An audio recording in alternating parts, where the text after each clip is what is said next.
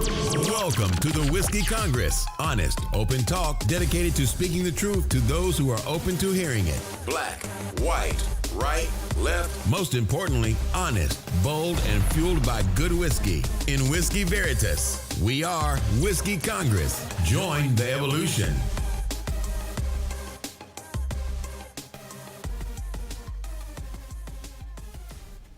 Welcome again to Whiskey Congress. In the other Cleveland studio, but face to face again. Good to see you, man. Good to see you too, man.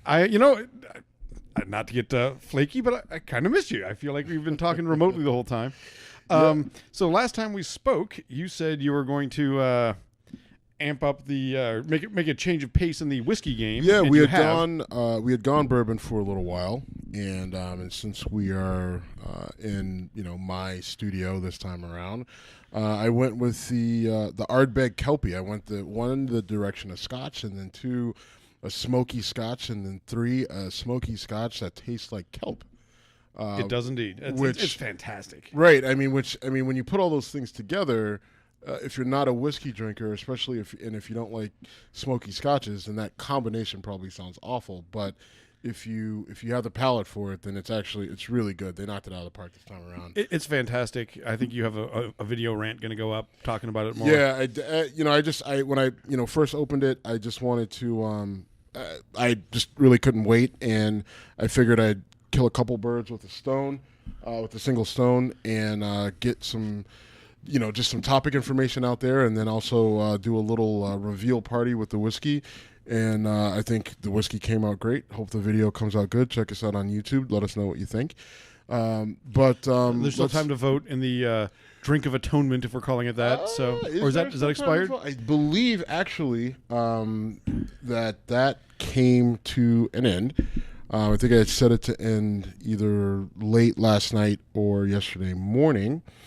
And I was a little preoccupied, so nope. Actually, it still has 15 hours left. So by the time this gets produced, you will have just missed it, and by the time this gets released, you'll have either just missed it or have to rush to the And so what's leading the right way? now? Leading the pack. It's Smirnoff Ice by 56% over White Zinfandel and Drambuie.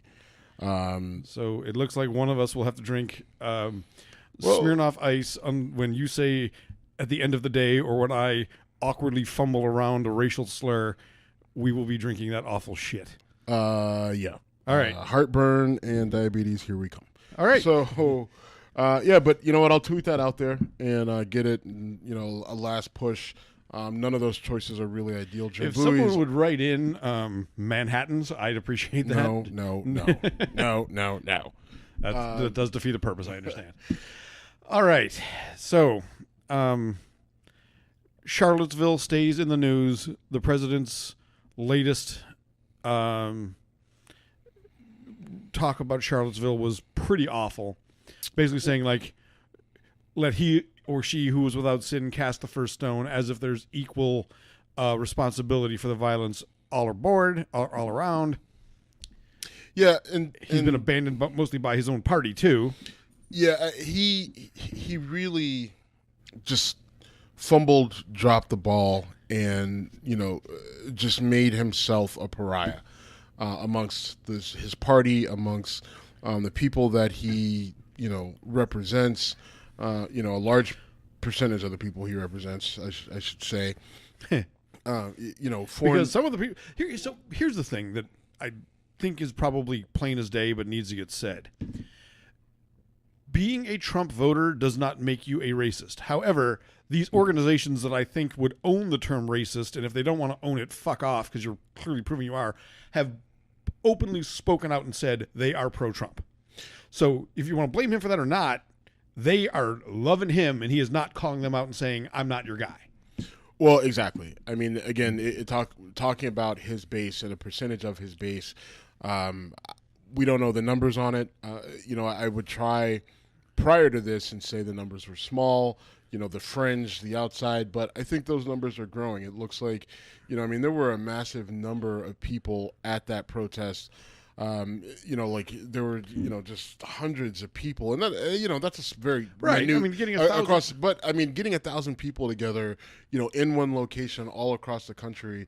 And the name of the protest was Unite the Right, and then it was members from the KKK, members from the Nazi Party, members from white supremacist groups, all those different types of groups, and the leaders of those the alt-right, all those leaders, basically under one roof, for lack of a better term. It was about white under supremacy. One hood. Yeah, under one hood, and Trump. I said on YouTube on our video on YouTube that, listen, the easiest thing for a president to do is to denounce the idea and ideals of Nazism. The easiest thing for a president to do is to stand up and say racism is wrong, right? Like, those are gimmies. Those are easier than free throws. A 6-inch putt, right? I mean, it is just, those are gimmies, and somehow he managed to completely baffle it or bungle just it. everything, baffle, bungle. He baffled you by bungling it, right? I mean, he just completely shit the bed in this situation, and his inability or lack of willingness to respond to this correctly empowered those groups even more. Even after he came out and stood strong against them, when he backtracked, later in the middle of the week and said, you know what, it was both sides. Those, and attacking Antifa, which, listen, I have some concerns about Antifa because I don't know who they are. They say that they're one thing. I see some other things. Some of it could be camera angles and timing, and I don't know what they are. And I think they've given a great villain for right-wing media to attack, and I can't blame them for attacking it. Right, and I think that my concern is I don't believe what comes out of right-wing radio, whether it's Wilcow or Breitbart or whoever. It's Antifa. They're a terrorist organization. They're a terrorist group. Because they say that about Black Lives Matter. Anyone with any common sense knows that Black Lives Matter isn't a terrorist group. They may not be a well-run movement, but they've chosen words poorly at times. But right, I mean, like you have the people in Minnesota who said the pigs in a blanket and all that sort of stuff, and that was it shouldn't have been poor said. Decision. It was a bad decision. They, if I'm leading that march, I turn around and just like, that's not a chant. Like, shut that shit down right now, or I'm out. Right? Like, you have to be smart enough to know that that's going to be used against you, and it has been. Right? That's what they're used. That's the information that they're using to turn Black Lives Matter into a terrorist organization. So with Antifa, or anti-fascist, which is what that is short for, they've been blamed for starting fights with people and getting in people's faces and being the ones who are the aggressors, the violence counter protesters, right? And starting physical altercations where innocent people who are just passing by are getting hurt. And I don't know how true that is. I'm not there. I haven't seen it, so I don't know. So I have to be wary. I'm not going to just trust that Antifa is the good guys. Right, I can't just assume that, because I know people like that get very passionate about things on the left. They do get very angry. They will get in your face and shout you down and shut you down. And you have to be careful, because it's one thing to get into a heated conversation or a heated debate. It's another thing when you're armed with a bat and you've got on riot gear and vest and knee pads and a mask, and you're screaming at people. Now all of a sudden it's intimidation, it's assault, it's battery, right? And it's a problem. So but I don't know if that's going on. I just want to call out that, and I think it's something you and I are both kind of have to check ourselves on, right? Because we're both bigger guys. Yes, you're significantly bigger than me, but I'm bigger than the average Joe out there. And as liberals, we're tired of seeing liberals getting pushed around and bullied. So I kind of have that streak in me that's like, oh, you're a tough guy carrying a tiki torch. Talk that shit to me. Don't talk to the 110-pound girl wearing sandals. Right. Get in my face. Right, exactly. And so which is, as Serrano would say, bring that shit to me, man. Right. That's exactly it. I mean, like, it's a little bit different in that, with Antifa, it's not just a bunch of big guys looking to protect the group from right, bullies, riot gear, and, right? I mean, like with some of the and that's what I mean. And you know, we talked about it a little bit in our last show. I think the left does need a counter to you know, these different groups that come out and say, like, listen, we're just here to make sure that nobody attacks these right-wing protesters. They have a right to protest, which they absolutely do. They have a right. Right? They have a right to protest, but the counter-protesters also have a right to protest, right? And so if the Oath Keepers, right, you know that group, the Oath Keepers? Yeah, I've heard of them. They're I think they're veterans or I don't know exactly what their designation is from a military standpoint, or I think it's a combination of former veterans, former police officers, and they call themselves the Oath Keepers. Wherever there's either like a Black Lives Matter protest, they are there to protect the counter protest to the Black Lives Matter protest, and then they were there in Charlottesville to protect the you know, the at some point we're going to need like a flow chart. A flow chart. I was going to say a flow chart of like, all the different groups and protesters and counter a protesters. game program, so I know who's playing left field tonight. Right, but that's who the Oath Keepers are. And so, does the left need a counter to that? And I can say yes, they probably do. You probably need someone that is trained, that is not afraid to carry a weapon, that can carry a weapon legally, so that when the Oath Keepers come up with their tight T-shirts on and their vests with their rounds and their AR-15s and their beards and glasses and tattoos and, you know, dusty boots, that you have someone on your side who can do the same thing. Now, should it be a 160-pound punk kid who really just wants to cause trouble and really wants to just be able to punch someone in the face to say that he can get away with it in the name of Antifa? Yeah, right. No. Should it be that person? No. No. Right. Now, I have my CCW. I'm a pretty big guy. Like, you vest me up in a tight T-shirt, and I can be a pretty intimidating guy. I don't even need a fucking shirt. I can be an intimidating guy. Find a T-shirt for you that isn't tight. Right. So, you know, I mean, I guess I could fill that role, but I think that role should be filled. But you just have to be careful that you're not out there making things worse. Right. Are you part of the solution or part of the problem? Right. Are you part of the solution or are you part of the problem? And I think with Antifa, so with some members, some factions of that group, right, they may be more of a problem than they are of a solution. So it's something to keep your eye on. It's Agreed. I think it's worth keeping an eye on. Now, listen, all of this in Charlottesville, what was the thing they were there for? So what? It was a Unite the Right protest. So it was a... What were they protesting? The removal of Confederate statues. Statues? Yes. Okay. Well, the specific statue, Robert E. Lee statue, right? Stonewall Jackson statue. And so that in and of itself has sparked just all sorts of debate and rage on social media and on the internet, right? Yes. You know, I got into it a little bit, and I try to stay off of it with social media. But sometimes I have to fess up to what I did when you're done. Sometimes I see some things that are so ridiculous, and where I get frustrated is when it's my people that I know that I'm, you know, good friends with or I've known for a long time, and they just say something so stupid or so off base, that, you know, it's just like, hey, I know you're on my friends list. Can you not be quite such a fucking moron, please? Like, I have to associate with you, so I need you to not suck so bad. And I definitely got pulled into one of those yesterday a little bit, and you know, because a lot of people defending this whole idea of, you know, leave the statues, it's erasing history, are completely missing the point. Yes. I want to hear where you go with this, and here's my thing with removing the statues, and we talked about this early, you know, a few months back, and I didn't really put a lot of thought into it. And the more I see it, the more I think about it. You know, I always try to be as in the middle, maybe a little conservative as I can. You know, I try to overcompensate for my, you know, I guess some of my liberal views when it comes to some of this stuff. But then when I get back to who and what I am, and also common fucking sense, I usually get to where I think I need to be. And that's where I'm at with this whole removal of the statues. Okay, one, let's just come out with it. You need to remove them. You need to remove the Confederate statues. Removing the Confederate statues doesn't mean you then have to go after George Washington, doesn't mean you have to go after Abe Lincoln, doesn't mean you have to go after people who weren't in the Confederacy but they owned slaves or were bad guys. Not what that means. Nope, not at all. Actually, the reason why you move the Confederate statues is a very simple reason. It's a patriotic reason.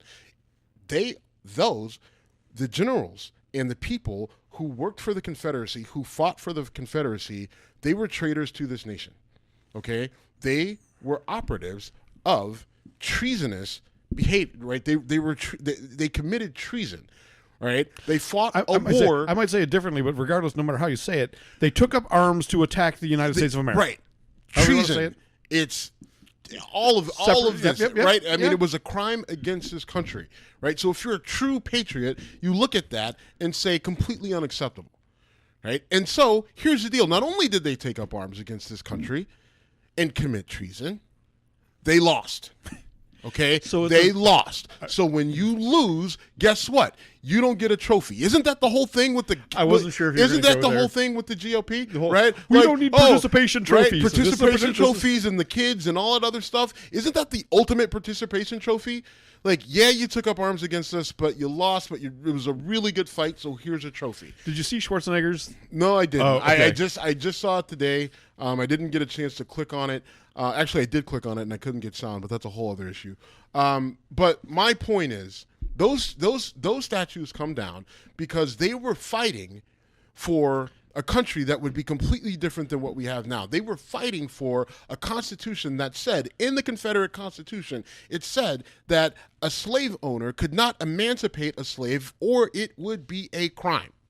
That's what they were fighting for. So you can tell me that Robert E. Lee was a good man, and after the war, he did what he could to try to bring the nation together. But during the war, that's what he was fighting for. I don't care that he was a soldier. I don't care that he was a good man. I don't care that he just followed orders. The orders that he followed were treason. They were against this country, and quite frankly, they were despicable. It's no different than the generals who may have been good men in Nazi Germany. Rommel. People say Rommel was a good man. Right, Rommel Rommel committed suicide to avoid continuing to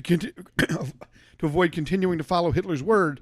Okay, but he was a Nazi fucking general. I mean, right? It doesn't that's. I mean, and that's the point that I'm making with these statues. Right? They need to come down. I shouldn't have to be taunted with a statue of a person who was fighting for something that if they had won, then right now I would be working in some field somewhere, or I'd probably be dead because I can't keep my goddamn mouth shut.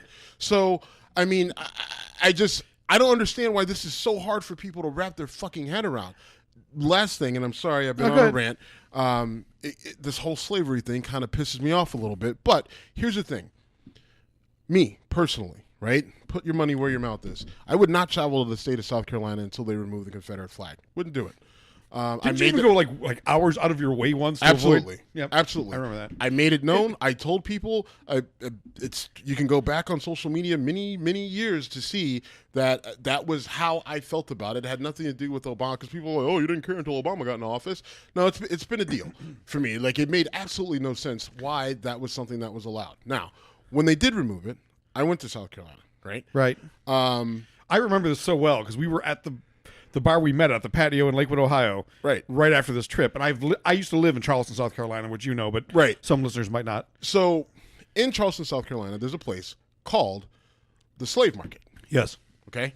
Now, the Slave Market is a place that when you look at it, you have a pretty good idea what it is. Okay? Now, what I was told by locals is, oh, that's where the slaves went to the market. They went to the market to buy stuff to bring back to the plantation. That's where they went to go buy groceries. I'm like, that was told to me too by locals. Right. That's where slaves went to go buy groceries. All right. Now, sure. Now, listen. If you know anything about slaves weren't going off the plantation to go buy groceries, and if they were accompanied by someone. And maybe even if they were allowed off, like, they just weren't going en masse to the fucking grocery store. It wasn't a shopping trip. Okay. And now this place, what it was, it's where slaves were bought, sold, and auctioned off. right? And when I saw it, it literally physically made me ill to my stomach, right? Because I knew what happened there. Families were separated. People were murdered. Women were raped. Children were raped. Children were beaten. Children were killed. Men like me were beaten into submission, and if we wouldn't submit, we were killed. Yeah. That's what that place was. That's what it represents. Now, what I will tell you about that place cannot go. It can't come down, right? Because that place has to stay, because you need to be able to look at the ugly truth as who and what you are, so you don't do it again. That place can't go. I need that place there so I can I need that place there so I can take my daughter there so she understands what slavery is, because as every 10 years we get further and further away from it, so we need tactical things to be able to say, this is why we fight against this, okay? The difference between that and a statue that was put up, in 1920, because they were spiteful because they lost the war, so it's just like, all right, maybe we lost the war, but we're still going to throw up a statue. There's a huge difference between those two things, right? One is taunting, the other one is a teaching tool. Let me ask this. Sorry. That's all right. No, good. I went to the museum memorial in Dachau, Germany, which was a work camp. I mean, it's where essentially the people the Nazis viewed as enemies were forced to work to make munitions to fund and fuel the Second World War, and were beaten, murdered, brutalized.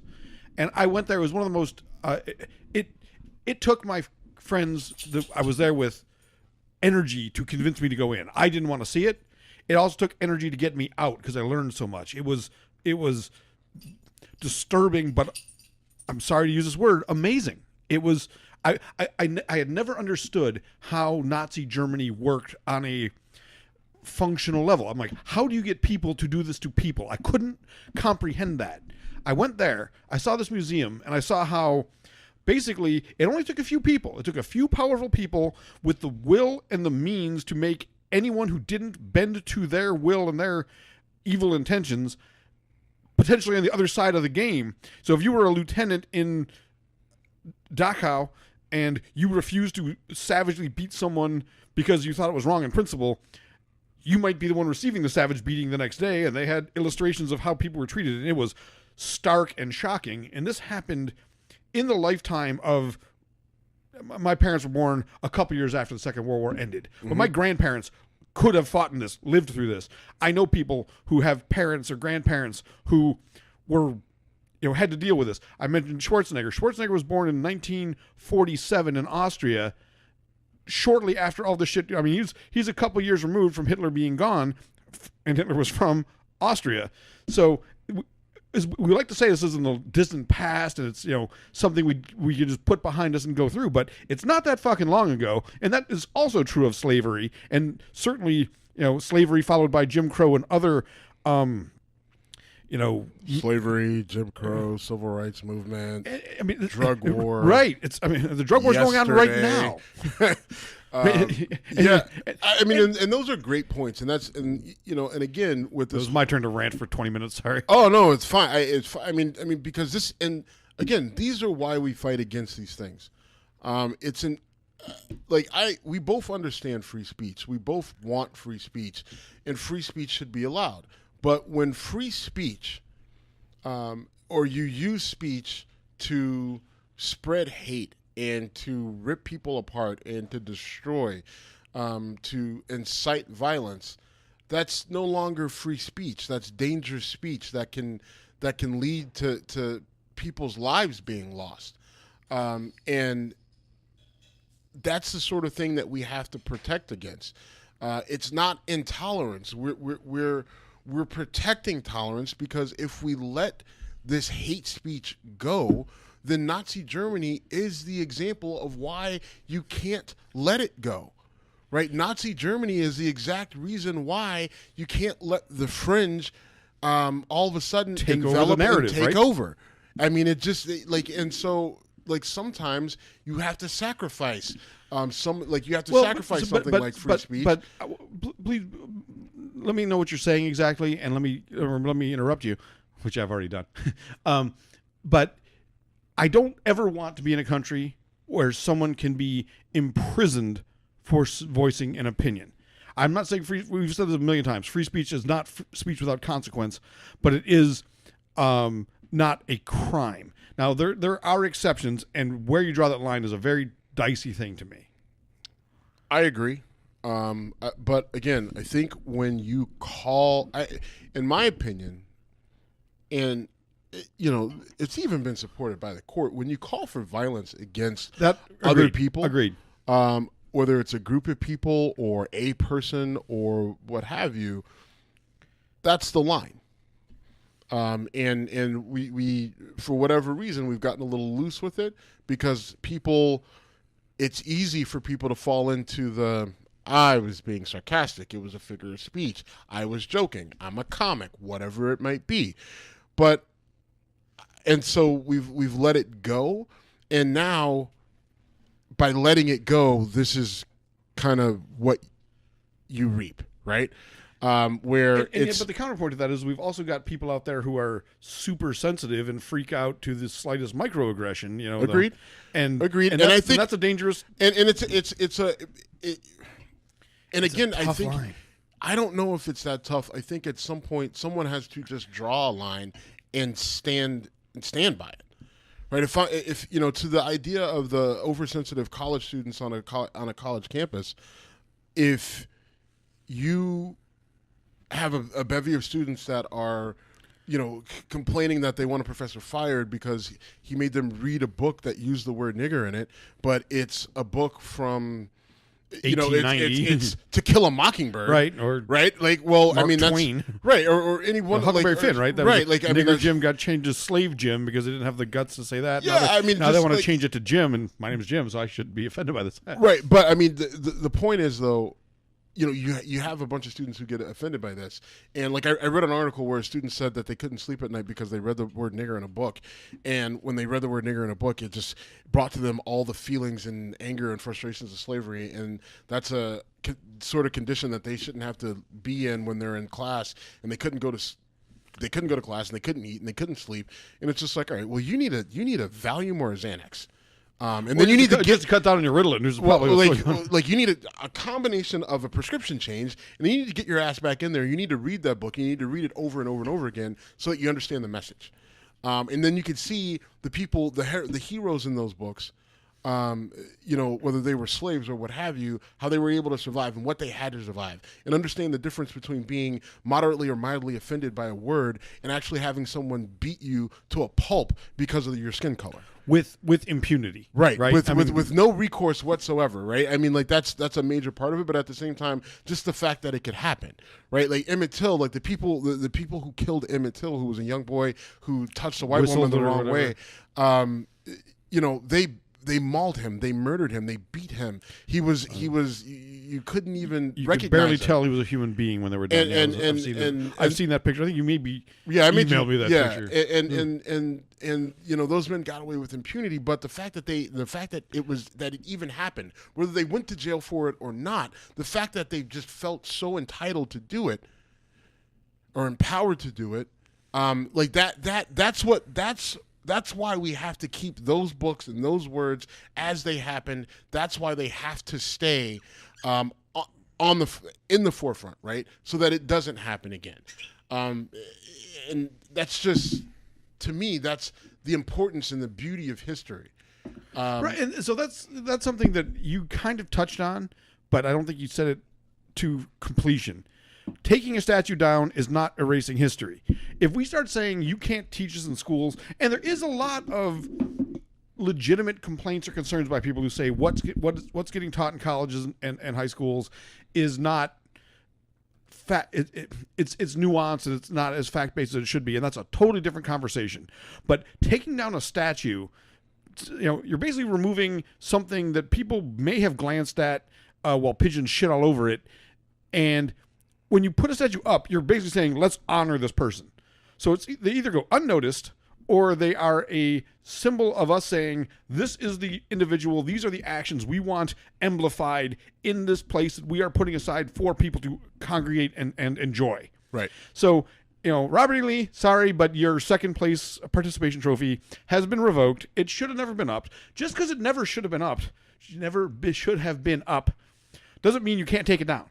Right. You can call it a mistake. People just say, "Oh, well, it was up all this time." Like, okay, yeah. well, now it's coming down. Now it's coming down. They make erasers for pencils for a reason. Right. I mean, they would never put an Osama. I mean, calling him Osama bin Laden may not be fair, but it does put some context into it. Like, we need to remember what happened in 9/11. Let's put an Osama bin Laden statue in New York City. No.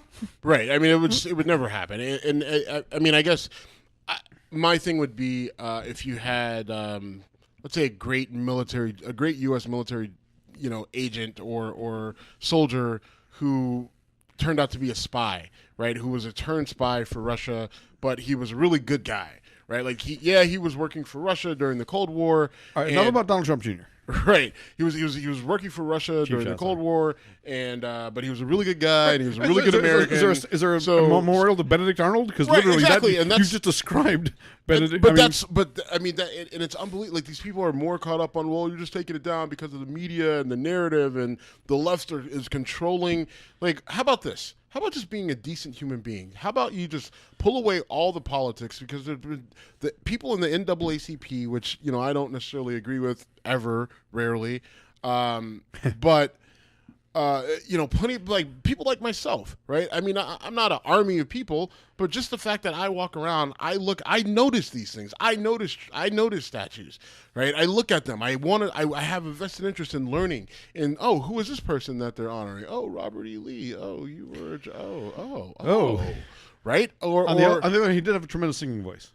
Okay. But I mean, even like going to South Carolina, it's just like, oh, this is the state building, and that's weird. That's the Confederate flag, and they lost. So that's confusing. Why that's there. I teased two things. One of them was, I lived in Charleston. I loved my time in that city. It is a beautiful city, and you and I ran. This is long before we started our first podcast. You and I ended up sitting next to each other, and you told me you were going to Charleston. And I started just glowingly talking about go here, go here, go here. And you were not particularly enthusiastic about my endorsement of that city. And I remember realizing, I didn't think of it this way. It's easier for me not to. Well, I mean, it was a learning moment for me, because as much as I did love the eating and drinking in that city, and Charleston in 2003 was an awesome place for me to live. The slave market was there, and I heard the same bullshit, tap dance of, oh, well, this is where slaves happily met together and traded goods and services. And, no, stop it. It's a real nice time for everybody. I told on the old show, I told my best story about embarrassing myself in Charleston, where I was running through the area around the slave market to go to a wings joint to meet with some friends, checked out a really hot girl who was like leaning over to get into her car, and took a parking meter dead in the middle of the chest. I went from a solid trot to dead stop. I don't remember that story. Jeez. It was amusing. Totally knocked the wind out of me. Made the girl look up and go, "What's wrong with that?" Yeah, parking meter to the chest will do that to you. It just it's funny. I never told you that? Yeah, no, I don't think you actually did tell me that. But the like I said, my thing with Charleston is, and then after actually I went there, then you see almost every street is named by the way, for a Confederate general or soldier, or it's just like, take a left at fuck Blackie Street, right? I was like, are you serious? It was all over the place. I don't understand how, and I guess part of it is social conditioning or whatever. But I'm like, how is no one else just baffled by this? What amazed me was you came back and you had some great meals out there, and you made a point of making your then white coworkers feel as uncomfortable as possible for your entertainment. Like, you all ought to be buying me this. I remember you coming back. Well, which was fucking great. I'm not judging. I'm praising you. This was fucking hilarious to me. Like, y'all fucked up. Buy me the scotch. Right. Might have been the Steve Bannon. That's just. I don't understand how that's just not every black person who's gone there or ever been there after the Civil War, how you're not drinks just are on you. Right, y'all paying for this, right? I don't care if you're not from here, you're here now. So you're gonna pay for the sins of your father. That was one of the most entertaining conversations we had when you were back. You had broken your ban on South Carolina, and you said, you had your fun with all those who you could light up with historical references. And why not? And I'm not judging you. I'm praising you. I think that's fucking great. But I mean, it's not great that it's real, but it's so great. that aside. All right.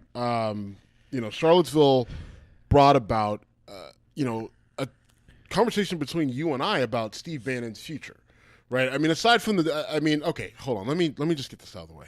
Go for it. Although this is going to be the longest spike followed by an end zone dance in no. Whiskey It Congress won't. Listen, history. it won't because we got a lot to get to.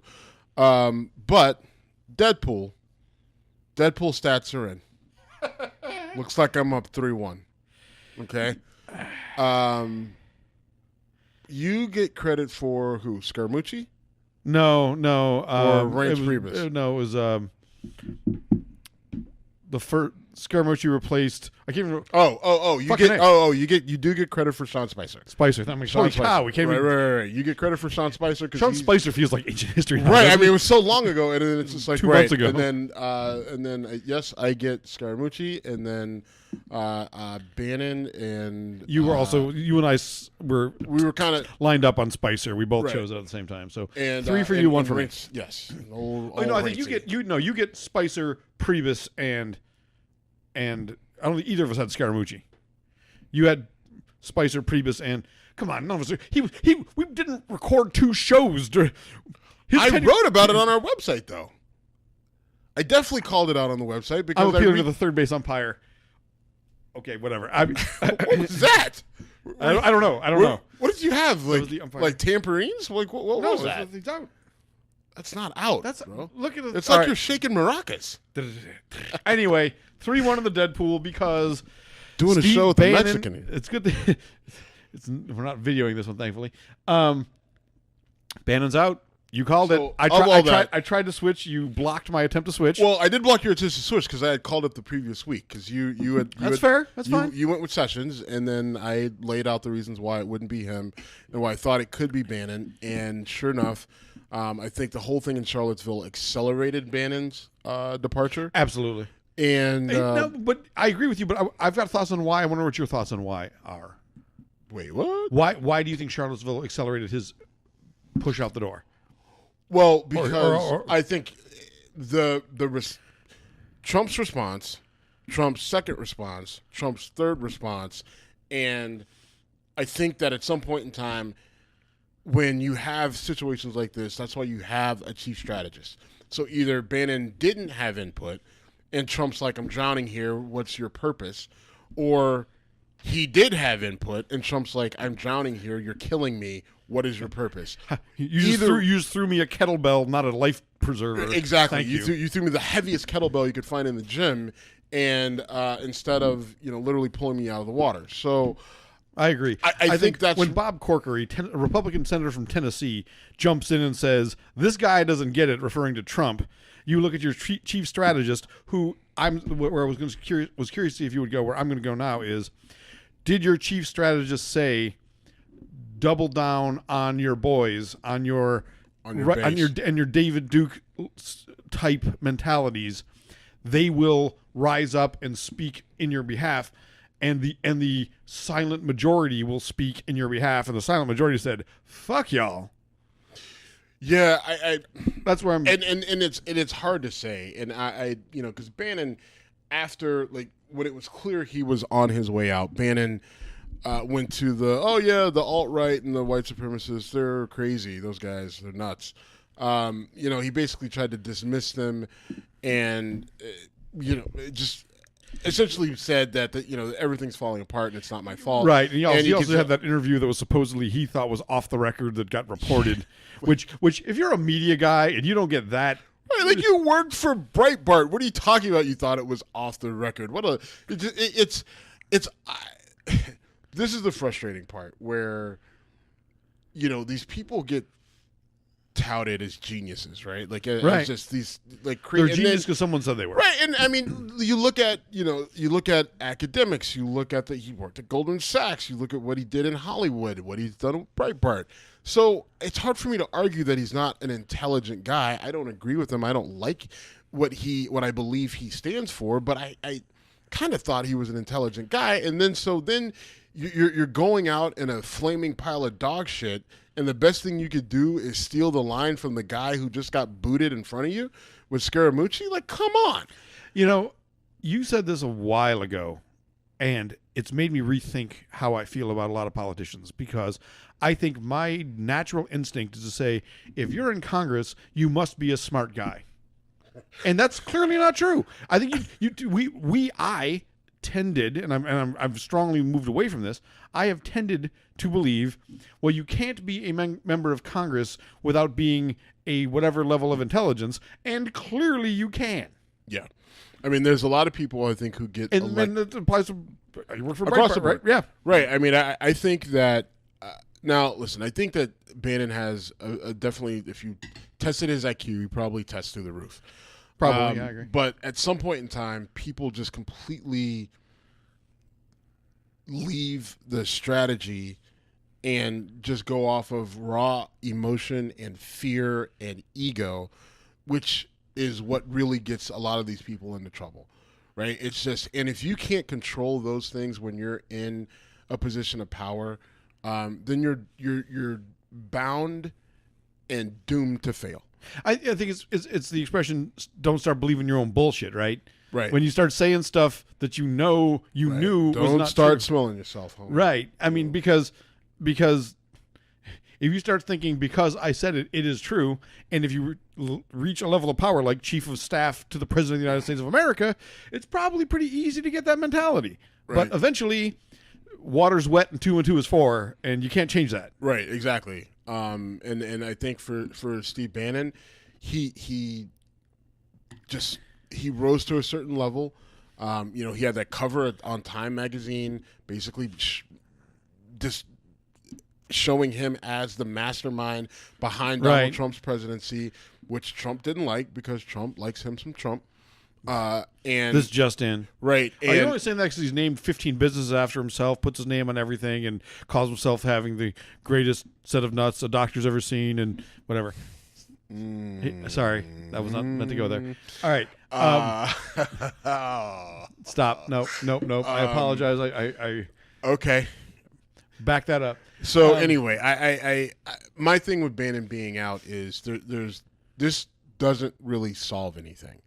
This raises more questions, because the question that I have is what is his approach now? What's his purpose?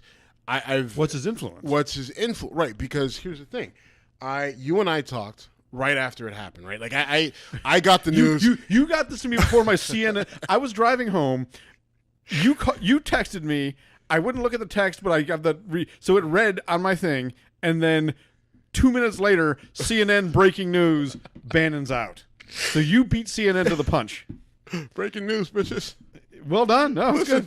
Honestly, when you said it to me, I thought, "Fuck you." I thought you were being a jerk. I know you did, and I didn't have time to to prove it. But it's just I don't think you could have. I don't think the articles were written. Right. Yet. I just he's out. So here's this, by the way. Oh my God. After the show, we have to talk about why this is ridiculous.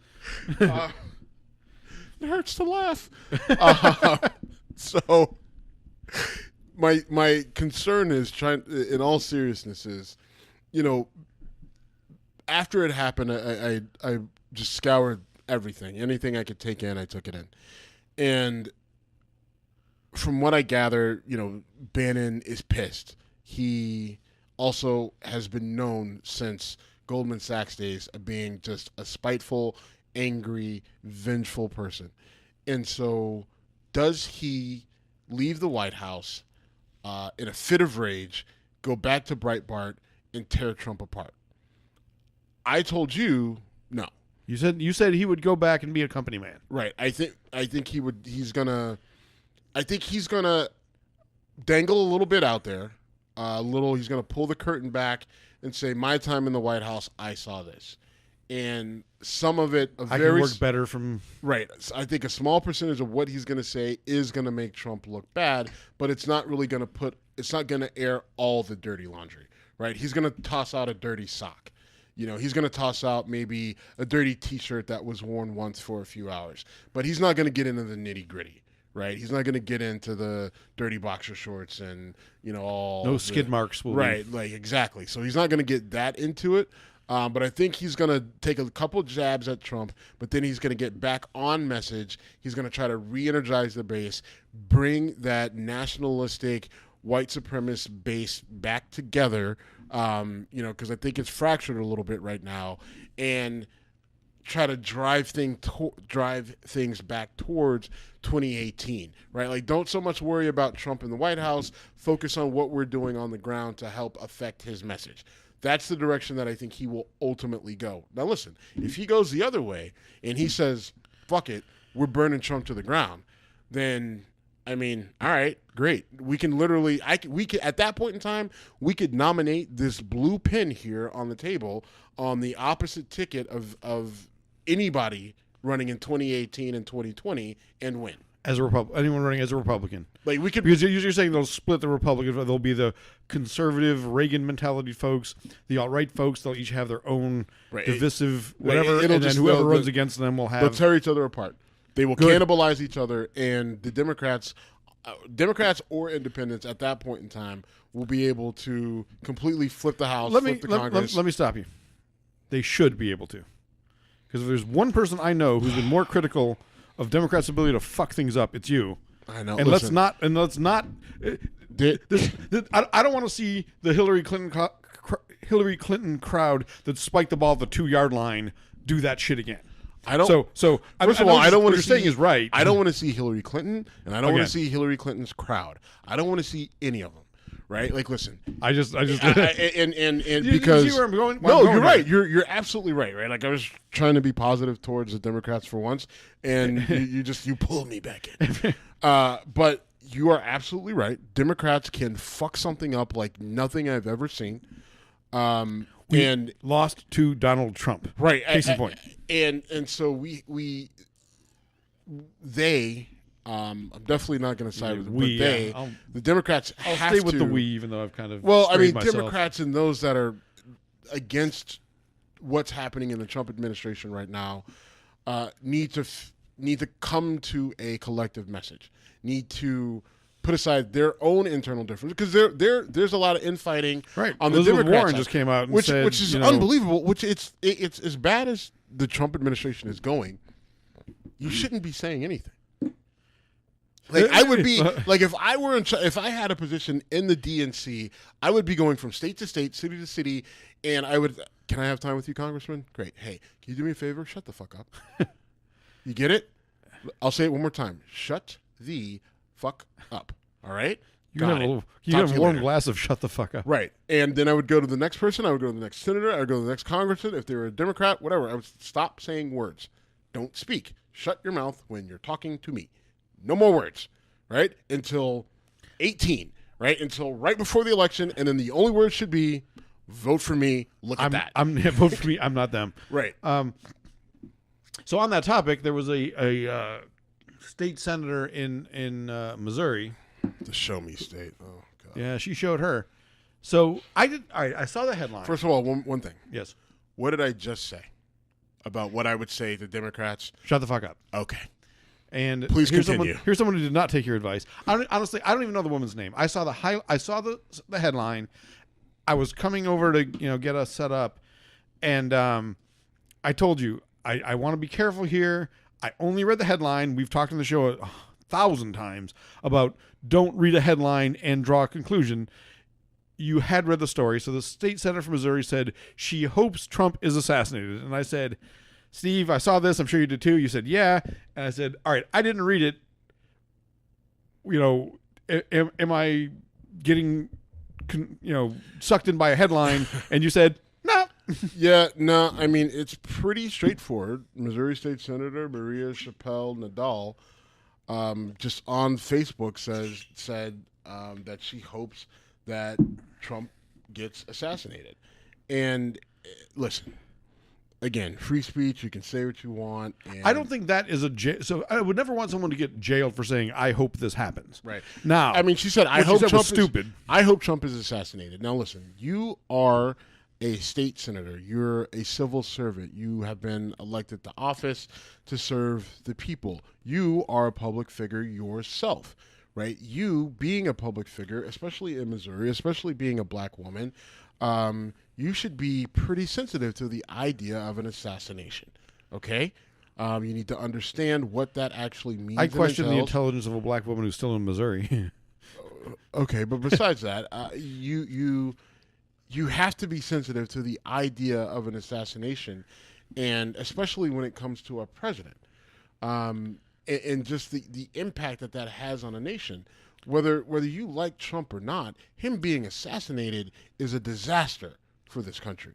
Anytime a leader is killed, that's horrible. I mean, but for this country right now, like that would I can only be imagine what would happen. disaster. Oh my gosh! I never thought about it because I'm really not. The Secret Service is so good and so empowered. Listen, but after what they dealt with Obama for 8 years, right? I mean, the Secret Service, they deserve a medal of something, whatever they can get, because I'm sure they were fending them off left and right.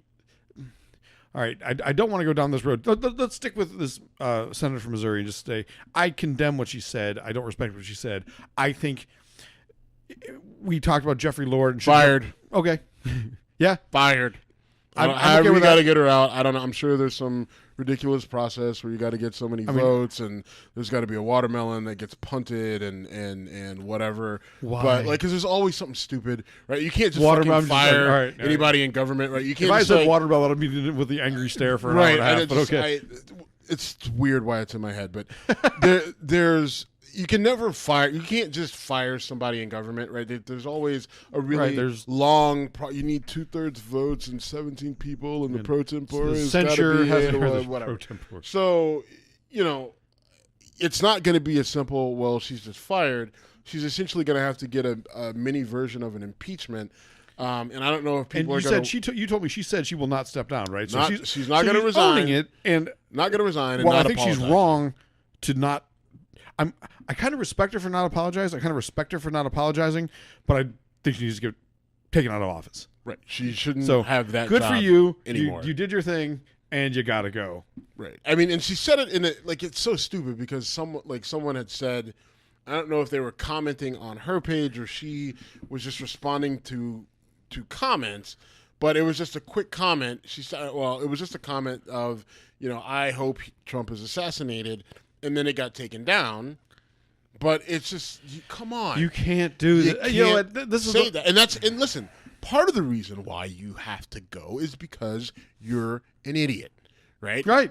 That's why you have to. Because now this is the Jeffrey Lord thing. Like now, you're dumb enough. You're not smart enough to be in that chair. If you're dumb enough to actually make that comment on social media, where people can do a screenshot and spread it around the world in 30 seconds. Are you that stupid? Yes, you can't have that job anymore. We can no longer trust you to fix the public parking situation because you said that on social media. I'm okay. I'm down with that. It's I don't know anything about this lady. She might be a fine human being for the most part, sure but she is. One of the best the bake sale. She makes the best. You know what? She can go get a job as a consultant. Listen, let me tell you. Right. I know exactly what you can't say, and so. Sorry, but not sorry. You're you can't be that dumb. Moving on. I don't need to embellish on that. I agree. There's the last show we talked about me I tap danced around should Jeffrey Lord be fired, and I said I didn't necessarily think he should be. I certainly don't bemoan the fact that he was, but he was let go for saying something really stupid, and this woman is not an entertainer, not a news person. She's an elected official. Right. So she actually, people on Fox News or CNN can say and do really dumb shit, and they do influence people's thoughts, but they can't change public policy. This woman is in a position where she could, and sorry, as much as you might not like the president, you can't say that kind of shit, and I can't stand behind you if you do. Right. I can't. I'm sorry. I can't trust you. I can't trust you to make smart decisions if something like that. And people will probably come to her back and say, well, it was just Facebook. It was just a comment. It's not that big of a deal. It is that big of a deal. In this environment, if you aren't politically savvy enough to understand what's at stake, if you don't understand that everyone is looking at every little thing that. And this isn't a little thing, right? I mean, right. this Like, is well, not I mean, but you have to understand that if you are a isn't shop at government Mark's. official and you are saying that you're aligning with Democrats or you're aligning with Republicans, then the other side, right? So she's a Democrat. So Republicans are looking at everything you do because listen, that's that seat. If they can get you out now, can maybe flip to Republican, right? And everyone is fighting for power right now. So if you don't understand that game, right, which it's unfortunate that politics are that enshrined in what we're doing, but if you don't understand that, I can't have you. You can't be. Look, you can't be my state senator. I have been very critical of people who got taped saying something that they didn't know they were on record for, with Mitt Romney, 47%, whatever. I'm like, if you don't know that you might be being taped or might be being recorded, then that's on you. Well, if you actually type this into your Facebook, that's not even being accidentally overheard. Right. I chose to take however many muscle movements it took to type that. Sorry. Gotta go. You gotta go. Gotta go. We should get going too. All right, let's go. We'll move on. We'll talk about more stuff, but we'll wrap this up. We are Whiskey Congress. We're at Whiskey Congress on social media. We are on iTunes. We got some rants coming up on YouTube. We have the Drink of Atonement vote going out there, which will probably be mostly done, but we will have our rules established for that, and which of us have to drink the awful thing that you people voted for. You people. I just called you people. What do you mean, you people? All right, we're out. You good? I'm good. Later.